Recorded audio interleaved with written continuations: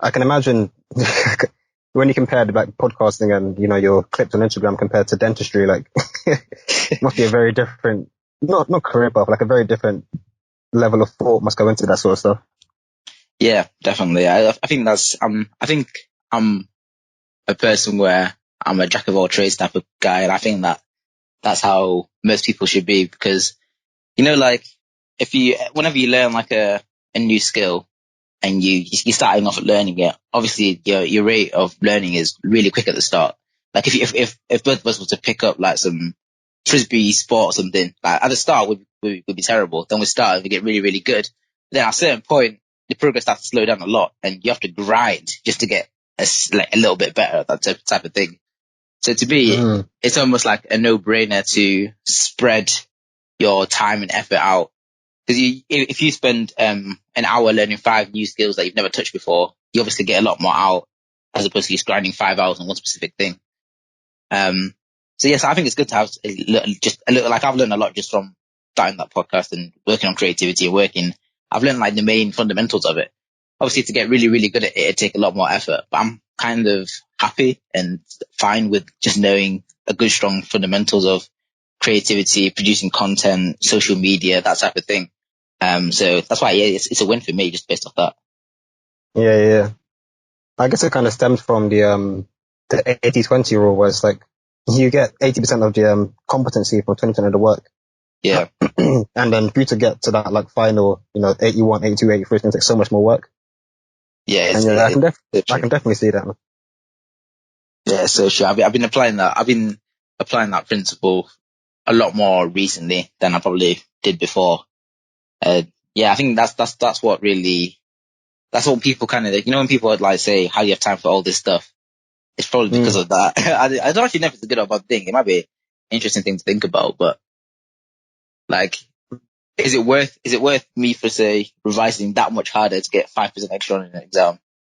Or is it worth me spending that 5% on other stuff? But obviously that means that I'm more likely to be mediocre in the stuff I'm doing. So I don't know. Do you feel like it's actually worth it? Do you agree with the jack of all trades like psychology of just being good at being okay at a lot of things, or do you think that it's good to be like a specialist at one or two things? Yeah. I'm definitely in the former, but I mean, I guess that the wording of the phrase like jack of all trades is a bit extreme, but I'm very happy knowing a lot of things about a few. Like I'd like to be at a good enough level with everything. Like you kind of touched on it with like exams, trying to get the extra 5%. Yeah. It's like, as long as, like, obviously when it comes to exam, a first is a first at 70 or 100%. Doesn't really matter when you go above that. Like, you get to that threshold, and then, you keep doing that for everything. Like, I always try and do as much as I can, because I can't remember when it was. I think it might have been like 2007. I was talking to my parents about like jobs and stuff. Yeah. And then I was looking back at the time to the 2008 recession, and I'm like, guys were made redundant for nothing. Like, like a lot of what you get in life really isn't stable until you actually have either you're a proper specialist or you have different skills you can like mix and match whenever you need to. And let's say you're working in retail, the odds of you being like the ultimate fucking like the greatest shelf stacker of all time is so low. You just get level 100 shelf stacker. You got all the upgrades, you got all the perks. Nah, that's honestly, that's the way I see it, though, man. You gotta at least have something else, because until you're a level 100 bus driver, like, yeah,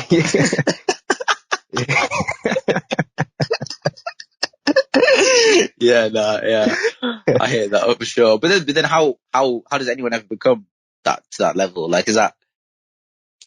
I guess this is where, for me, that's why I always think that like kind of goal setting is so important, because like even the discussion we're having now when we're thinking about it, I think that probably me a few years ago, and still a lot of friends I have now, still don't do. But I think it's kind of good to have like a sort of plan and to be intentional with how you're planning your time and what you want that to lead to.